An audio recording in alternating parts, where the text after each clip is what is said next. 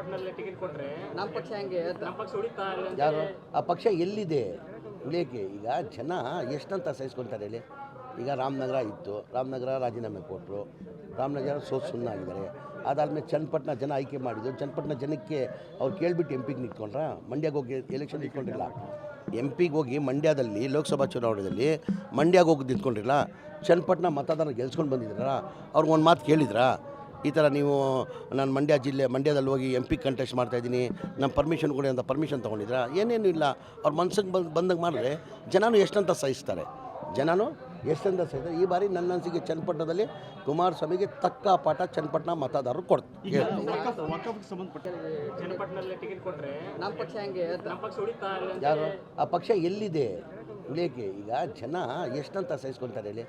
ಈಗ ರಾಮನಗರ ಇತ್ತು, ರಾಮನಗರ ರಾಜೀನಾಮೆ ಕೊಟ್ಟರು, ರಾಮನಗರ ಸುಮ್ಮನಾಗಿದ್ದಾರೆ. ಅದಾದಮೇಲೆ ಚನ್ನಪಟ್ಟಣ ಜನ ಆಯ್ಕೆ ಮಾಡಿದ್ರು, ಚನ್ನಪಟ್ಟಣ ಜನಕ್ಕೆ ಅವ್ರು ಕೇಳಿಬಿಟ್ಟು ಎಂ ಪಿಗೆ ನಿಂತ್ಕೊಂಡ್ರ? ಮಂಡ್ಯಗೆ ಹೋಗಿ ಎಲೆಕ್ಷನ್ ನಿಂತ್ಕೊಂಡಿರಲ್ಲ. ಎಂ ಪಿಗೆ ಹೋಗಿ ಮಂಡ್ಯದಲ್ಲಿ ಲೋಕಸಭಾ ಚುನಾವಣೆಯಲ್ಲಿ ಮಂಡ್ಯಗೆ ಹೋಗಿ ನಿಂತ್ಕೊಂಡಿರಲ್ಲ. ಚನ್ನಪಟ್ಟಣ ಮತದಾರ ಗೆಲ್ಸ್ಕೊಂಡು ಬಂದಿದ್ದೀರಾ?